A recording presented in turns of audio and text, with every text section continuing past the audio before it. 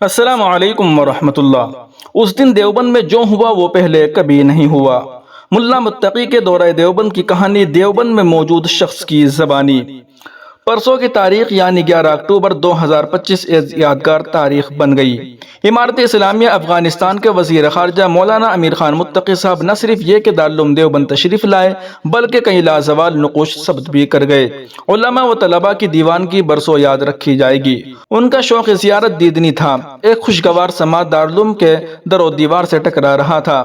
دل جذبات سے لبریز، دماغ فرط محبت سے معمور، متقی صاحب کی شخصیت سحر انگیز، استعداد گوناگوں، دراز قد، خوبصورت اور سیاہ گھنی داڑھی، بھویں شمشیر و سنان، آنکھیں رعبدار اور مدہوش، عالمانہ وجاہت، مجاہدانہ شوکت، علم و تحمل، تدبیر و تدبر ان کے جلوں میں مہمان مکرم کی ذات گرامی امتیازات و ممیزات سے عبارت نظر آئی۔ وہ ایک جانب عالم دین ہیں، جامعہ حقانیہ اکوڑا کھٹک کے فاضل، وہیں افغانستان کی نئی نویلی حکومت امارت اسلامیہ کے وزیر خارجہ بھی۔ جب ان کی آمد کی خبر سوشل میڈیا میں نشر ہوئی تو یہ اس اعتبار سے حیرت انگیز تھی کہ وہ اس حکومت کے وزیر خارجہ کی حیثیت سے تشریف لا رہے ہیں جو طالبان کے زیر انتظام چلتی ہے۔ جی ہاں، وہی طالبان جو ایک عرصے تک پوری دنیا میں انتہائی مبغوض تھے۔ روس اور امریکہ سے کشمکش کے بعد تو لفظ طالبان کا استعمال بے شجر ممنوعہ بن چکا تھا۔ کوئی بھی اس لفظ کا تلفظ کرتا تو اس کی جان پر بن آتی، بے درماں بلائیں اس کے گھر کا طواف کرتی۔ لیکن امریکہ اور مغربی دنیا سے دہائیوں کی جنگ کے بعد منظرنامہ کچھ ایسا تبدیل ہوا کہ لوگوں کی آنکھیں پھٹی کی پھٹی رہ گئی۔ طالبانی مزاحمتوں سے تنگ آ کر امریکہ کے مسلط کردہ صدر ملک چھوڑ کر بھاگ گئے۔ طالبان نے باقاعدہ عنان و سلطنت ہاتھ میں لے لی۔ اگست کا مہینہ تھا اور تاریخ تھی 15۔ اس کے بعد پھر یہ نام اس طرح زیر گردش رہا کہ تجزیہ نگار و مبصرین حیران تھے کہ اس نام کا استعمال کیا جائے یا نہیں۔ بعضوں نے ہمت کر کے ان کا نام لے لیا تو انہیں غدار وطن کی حیثیت دے دی گئی۔ چند سالوں کے بعد حالات نے پھر کروٹ لی۔ ہندوستان سے تعلقات کی راہیں ہموار ہونے لگی۔ انڈین عہدیدار جب افغانستان کے دورے پر گئے اور افغان وزیر خارجہ کو ہندوستان آنے کی دعوت دی تو اندازہ یہی تھا کہ غالباً یہ دعوت صداب صحرا ثابت ہوگی۔ لیکن افغانی وزیر خارجہ ہندوستان تشریف لائے اور دنیا کی آنکھوں کو خیرہ کر کے رکھ دیا۔ ان کا یہ دورہ 9 اکتوبر سے شروع ہو کر 16 اکتوبر تک چلے گا۔ عالمی میڈیا سخت حیران ہے اور عالمی سیاستداں بھی کہ یہ کیا اور کیسے ہو گیا۔ یہ طالبانی حکومت کا سب سے پہلا اعلیٰ سطحی دورہ ہے۔ افغان وزیر خارجہ مولانا امیر خان متقی صاحب ہندوستان تشریف لائے تو انہوں نے دارالعلوم دیوبند دیکھنے کی خواہش کا بھی اظہار کر دیا۔ ہندوستانی حکومت نے بھی ان کے احترام میں کوئی کمی نہیں کی اور اس کی نگرانی میں ہی انہوں نے دہلی سے دیوبند کا سفر کیا، وہ بھی مکمل پروٹوکول کے ساتھ۔ وہ آئے تو ان کے ساتھ قافلے میں شریک رکن کا بیان ہے کہ روہانہ ٹول پلازا کے پاس انہوں نے اپنی گاڑی رکوائی، ہوٹل میں گئے اور وضو کر کے اپنی گاڑی پر سوار ہوئے۔ ان کی خواہش تھی کہ دارالعلوم جائے تو اس شان کے ساتھ کہ وہ باوضو ہو اور تمام زیارتیں حالت طہارت میں کی جائے۔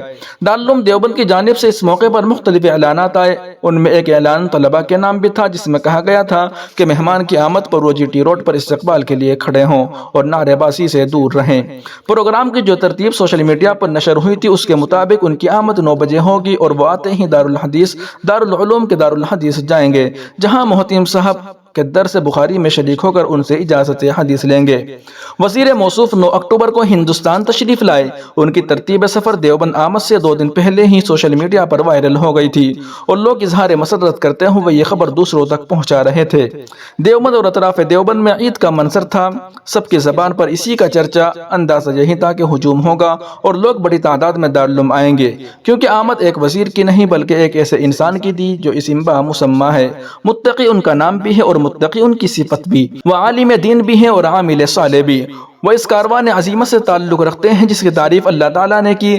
رسول علیہ السلام نے فرمایا، آیات قرآنیہ و حدیث نبویہ کا ایک بھرپور مصداق ان کے سامنے آنے والا تھا، اسے ہی دیکھنے کو علماء و طلباء سراپا اشتیاق بنے کھڑے تھے۔ 11 اکتوبر کا سورج طلوع ہوا۔ آج فضائے خوشگوار تھی، ہوائے مشکبار، پھول تو پھول، کانٹے بھی مسکرا رہے تھے۔ علماء و طلباء کا ریلا دارالعلوم کا رخ کرنے لگا۔ دیوبند اور اس کے اطراف سے لوگ جوق در جوق آنے لگے۔ اندازہ تو پہلے ہی یہی تھا کہ بھیڑ ہوگی اور زبردست ہوگی، مگر اس کا اندازہ قطعی نہیں تھا کہ بھیڑ بحر اوقیانوس اور بحر الکاہل کی طرح ہوگی، بے کراں، بے قابو اور بے پناہ۔ جو طلباء جی ٹی روڈ پر استقبال کے لیے مقرر تھے وہ تو تھے ہی، ان کے ماں سوا غیر دارالعلومی طلباء بھی انتظار اور استقبال کے صفوں میں شامل ہو گئے۔ استقبال کرنے والے دو رویہ کھڑے تھے اور گاڑی بیچ سے گزرنی تھی۔ وزیر موصوف کی گاڑی استقبال کرنے والے طلباء تک جو ہی پہنچی ان پر پھولوں کی برسات ہو گئی۔ ہجوم پروانہ وار امٹ پڑا۔ وزیر موصوف کی ایک جھلک دیکھنے کو بے تاب و بے قرار۔ ہجوم کچھ ایسا ٹوٹا کہ سبا رفتار گاڑی چونٹیوں کی چال سے آگے بڑھنے لگی۔ پولیس انتظامیہ اور ارباب دارالعلوم پریشان تھے کہ کس طرح اس بھیڑ کو کنٹرول کیا جائے، مگر سب ناکام۔ وزیر موصوف کی گاڑی جیسے تیسے جی ٹی روڈ سے دارالعلوم میں داخل ہوئی اور چونٹیوں کی رفتار میں کھسکتے سرکتے مسجد رشید کے اہنی گیٹ سے داخل ہوئی۔ پولیس انتظامیہ بھی مستعد، اس نے وزیر موصوف کو شاندار استقبالیہ دینے کے لیے سرخ قالین بچھایا اور گارڈ آف آنر پیش کرنے کی کوشش کی، لیکن وہ پورے شوق سے معمور طلباء کچھ اس طرح وزیر موصوف پر فدا ہو رہے تھے کہ پولیس انتظامیہ کا سارا پروگرام دھرا کا دھرا رہ گیا۔ تاہم جیسے تیسے سلامی پیش کر ہی دی، گاڑی شیخ الہند لائبریری کی طرف چل دی۔ لائبریری تک پہنچی تو انہیں اتارنا بھی کوہ ہمالیہ سر کرنے کے برابر تھا۔ گاڑی سے نکال کر بمشکل دارالحدیث لے جایا گیا، جہاں وہ استاد کی مسند پر جلوہ افروز ہوئے۔ صحن چمن کو اپنی بہاروں پہ ناز تھا، وہ آ گئے تو سارے بہاروں پہ چھا گئے۔ طلباء میں ایک جوش اور خروش تھا۔ مفتی ابوالقاسم نعمانی صاحب آج ایک الگ رنگ میں تھے۔ ان کے چہرے کی مسکراہٹ، ان کی پیشانی کی چمک، ان کی زبان حال آج کچھ اور کہہ رہی تھی۔ عموماً وہ دو بلی ٹوپی پہنتے ہیں، ہر موسم میں انہیں دو بلی ٹوپی ہی پہنے دیکھا گیا، مگر آج ان کے سر پر ٹوپی نہیں بلکہ عمامہ تھا، جو غالباً وزیر موصوف کے اعزاز و استقبال میں باندھا گیا تھا۔ مفتی صاحب کا درس ہوا، انہوں نے اجازت حدیث زبانی بھی دی اور تحریری بھی، جسے لے کر وزیر موصوف نے اپنے سینے سے لگایا۔ مفتی صاحب کی پیشانی کو بوسہ لیا، چند لمحوں کے لیے تخت پر کھڑے ہوئے اور دارالعلوم اور آنے والوں کا شکریہ ادا کیا۔ تقریب ختم ہوئی تو باب الظاہر ہوتے ہوئے احاطہ مطبخ اور لائبریری کے دروازوں سے گزر کر باب قاسم اور وہاں سے انہیں مہمان خانہ لے جایا گیا۔ دارالعلوم کے اعلان کے مطابق وہاں صرف 15 اساتذہ ملاقات کر سکتے تھے، جن میں سب کے سب علیا کے مدرسین تھے۔ دارالحدیث سے مہمان خانے جانے تک وہی کیفیت تھی جو جی ٹی روڈ سے دارالحدیث تک پہنچنے کی تھی، آہستہ خرام بلکہ مخرام۔ ظہر کی نماز مسجد رشید میں ادا کرنی تھی، 2:05 پر جماعت کا ٹائم رکھا گیا تھا اور وہیں سے سیدھے دارالحدیث شیخ الہند لائبریری کے دوسرے منزلے پر جانا تھا۔ اعلان کے مطابق ان کا خطاب 2:30 بجے ہونا تھا۔ یہ ایک جلسہ عام تھا جو در حقیقت جلسہ استقبالیہ تھا، اور اس تقریب سے وزیر موصوف کو خطاب بھی کرنا تھا۔ اس تقریب میں شرکت کی میری شدید خواہش تھی۔ ظہر کی نماز میں نے اول وقت میں پڑھ لی تھی، کیونکہ مجھے اندازہ تھا کہ بھیڑ بہت ہوگی اور مسجد رشید میں نماز پڑھ کر شیخ الہند لائبریری تک پہنچ پانا مشکل تھا۔ میں ابھی اپنے گھر سے نکلا ہی تھا کہ دارالعلوم کے استاد کا فون آیا کہ مہمان مکرم کا خطابی پروگرام منسوخ ہو چکا ہے، اب آپ آنے کی زحمت نہ کریں۔ مجھے دھچکا لگا، ایک سرد آہ کھینچی، پھر میں نے اپنے دل کو سمجھایا کہ شاید لوگوں کی شدت اشتیاق کے پیش نظر یہ منسوخ ہو جائے اور اجلاس عام بہرحال ہو، اس لیے چلنا چاہیے۔ میں چلا، معلوم ہوا کہ دارالعلوم کو جانے والے تمام راستے بند ہیں، وہ راستے بھی جو لائبریری سے متصل مغربی سمت کھلتا ہے، معراج گیٹ بھی، باب قاسم بھی، مدنی گیٹ بھی۔ پولیس نے مسجد رشید جانے والے آہنی دروازے پر پڑاؤ ڈال رکھا تھا تو گویا وہ بھی بند ہی تھا۔ میں اور میرے رفقا شاہ ولایت ہوتے ہوئے مسجد چھتہ پہنچے اور اس کے اندر دروازے میں داخل ہو کر پتلی گلی سے مطبخ کو نکلے اور وہاں سے قدیم دارالحدیث کی سیٹ سے باب الظاہر کی طرف جانے لگے۔ پولیس سے گاڑیاں کھڑی تھی، انہوں نے ہم سے کہا کہ آپ اس طرح باب الظاہر نہ جائیں، بلکہ دار جدید کی طرف تھوڑا چل کر پارک کے درمیان جو پتلا راستہ ہے ادھر سے دار جدید کی طرف چل کر باب الظاہر کی طرف مڑ جائے۔ ہم لوگ ویسے ہی نکلے۔ باب الظاہر جیسے ہی پہنچے تو دیکھا کہ مشتاقوں کا ٹھاٹے مارتا سمندر ابل رہا ہے، اچھل رہا ہے، موجیں مار رہا ہے۔ لائبریری کی سیڑھیاں اور اس کا دامن جبل رحمت کا منظر پیش کر رہا تھا۔ طلباء اپنی جگہ سے 1 انچ بھی ہٹنے کو تیار نہیں۔ پارک کا علاقہ خالی تھا اور وہاں دیکھا کہ کچھ لوگ جماعت کے ساتھ نماز ادا کر رہے تھے۔ پورا مجمع سراپا اشتیاق تھا، سب کی آنکھیں باب الظاہر پر ٹکی ہوئی۔ درمیان میں نعرہ بھی بلند ہو رہا تھا۔ مجھے لگتا تھا کہ مہمان مکرم کا خطاب ہوگا۔ پھر مجھے کسی نے بتایا کہ وزیر موصوف کی آمد منسوخ ہو چکی ہے، بے قابو بھیڑ کی وجہ سے جلسہ گاہ نہیں جا سکیں گے۔ پولیس نے تعاون سے ہاتھ کھینچ لیا ہے۔ ہمارے لیے خبر وحشت اثر تھی، مگر ذہن قبول کرنے کو تیار نہیں تھا۔ پھر واٹس ایپ کے بعض گروپوں میں بھی اس منسوخی کی خبر دیکھنے میں آئی۔ مجھے یقین ہو گیا کہ پروگرام نہیں ہوگا۔ ہم نے سوچا کہ وزیر موصوف کی واپسی مدنی گیٹ ہو کر ہوگی تو کیوں نہ ادھر ہی ڈیرا جما لیا جائے اور دور سے ہی ان کا دیدار کیا جائے۔ اسی کشمکش میں ہم تھے ہی کہ اتنے میں پتہ چلا کہ مہمان مکرم مدنی گیٹ سے نکل کر اگلی منزل پر روانہ ہو چکے۔ تجھ سے قسمت میں میری صورت قفل ابجد تھا لکھا، بات کے بنتے ہی جدا ہو جانا۔ لائبریری کے اندر اور باب الظاہر تک کے منتظرین سراپا امید تھے۔ مہمان کی رخصتی کے بعد بھی جم کر بیٹھے رہے۔ شدہ خبر عام ہوئی تو مایوسی کی تصویر بنے بوجھل قدموں سے کھسکنے ہنسنے لگے۔ ان کے چہرے اداس تھے، کیوں نہ ہوتے، ان کے ارمان پر اوس پڑ چکی تھی۔ بعد میں ویڈیو دیکھا کہ مہمان مکرم مدنی گیٹ سے نکل رہے ہیں۔ مشتاقان دید کو اپنی الوداعی رونما کے لیے گاڑی کی چھت ہٹا کر کھڑے ہیں اور دونوں ہاتھ دائیں بائیں لہرا کر علماء و طلباء کی گرم جوشی کا جواب دے رہے ہیں۔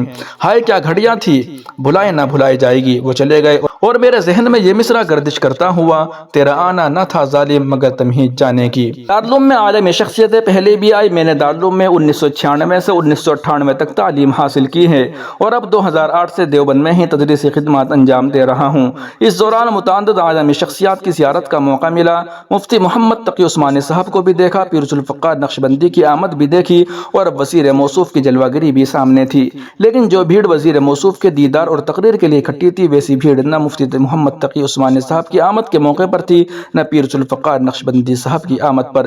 ان دونوں سے ملاقات بڑی آسانی سے ہو گئی تھی۔ مفتی محمد تقی عثمانی صاحب سے تو ان کی فرودگاہ پر ملا بھی تھا، اپنے سر پر ہاتھ بھی رکھوایا تھا، ایک کاغذ پر ان سے ان کا دستخط بھی لیا تھا۔ ان کو بارہا قریب سے دیکھا۔ پیر ذوالفقار نقشبندی کو نہ صرف یہ دیکھا بلکہ ان سے مصافحہ بھی کیا۔ ہر ایک بندہ ان دونوں سے ملاقات یا کم از کم دیدار سے مشرف تو ضرور ہوا۔ لیکن وزیر موصوف کی آمد پر ہجوم کچھ اس قدر تھا کہ عوام کو تو جانے دیجیے، دارالعلوم کے ہی آدھے سے زیادہ اساتذہ ان کی زیارت سے محروم رہے۔ حالانکہ امیر خان متقی صاحب انٹرنیشنل سطح کے کوئی شہرت یافتہ عالم نہیں تھے، بلکہ ایک وزیر تھے اور وزیر کی حیثیت سے بھی ان کا تعارف برسوں سے قبل ہندوستان میں نہیں تھا۔ اس کے باوجود علماء اور طلباء کو ان پر گرنا، ان کے لیے دیدہ و دل فرش راہ کرنا، ان کی ایک جھلک پانے کے لیے اپنی ساری ترتیب کو الٹ پلٹ کر دینا، ان کے لیے سراپا انتظار بننا اور مشقت کے ہر دریا کو عبور کرنا مجموعہ حیرت تھا۔ اس وارفتگی اور فدائیت کی وجہ صرف اور صرف ذوالفقار سے لبریز ان کی تاریخ تھی، ایک داستان شیریں، ایک قصہ ہے کوہ کن، وہ کردار جس کی تعریف قرآن کرتا رہا، جس کو نوید حدیثیں دیتی رہیں۔ وزیر موصوف کی آمد پر مسرت تو تھی ہی، بڑی خوشی اس کی تھی کہ وہ اردو بول سکتے تھے۔ ان کی قومی زبان پشتو ہے۔ قومی میڈیا میں ان کے بیانات نشر ہوئے تو دل کو چھو گئے۔ سادہ اور اوبر کھابڑ جملے، تذکیر و تانیث کی قید سے آزاد مگر پرکار و پر اثر، ادبیت کی چاشنی، نہ طلاقت لسانی، خوبصورت اشارے، نہ دلکش استعارے، لیکن مزیدار اتنے کہ فصاحت و بلاغت ان پر نثار۔ جی چاہتا تھا کہ سنتے رہے وہ، کہیں اور سنا کرے کوئی۔ مہمان مکرم کی آمد نے ایک نیا لطیفہ بھی ہمیں دے دیا۔ درس بخاری کے بعد انہیں اجازت حدیث ملی۔ ان کا چرچا سوشل میڈیا اور نیشنل میڈیا میں بھی ہوا۔ عوام نے یہ سمجھا کہ ان پر کوئی پابندی تھی، اب اٹھا لی گئی۔ ایک ہندی چینل ABP گنگا نے تو ایک نیا مضمون تراشا اور لکھ مارا کہ وزیر موصوف کو دارالعلوم میں پڑھانے کی اجازت مل گئی، بلکہ تقرری بھی ہو گئی۔ اس کا عنوان تھا، افغانستان کے ودیش منتری دیوبند میں پڑھائیں گے حدیث، ملی اجازت۔ غریب کو کیا معلوم کہ اجازت حدیث ایک خاص علمی اصطلاح ہے۔ ان کا دورہ ہند اب بھی جاری ہے، مگر دیوبند کا دورہ سب سے جدا تھا۔ کرامت ہی کرامت، روحانیت سے عبارت، نہ وہ بھول سکیں گے نہ کوئی بھول سکے گا۔ ہوا ہے تجھ سے بچھڑنے کے بعد یہ معلوم کہ تو نہیں تھا، تیرے ساتھ ایک دنیا تھی۔ دوستو، یہ دلکش رپورٹ مولانا فضیل احمد ناصری صاحب نے تحریر کی ہے۔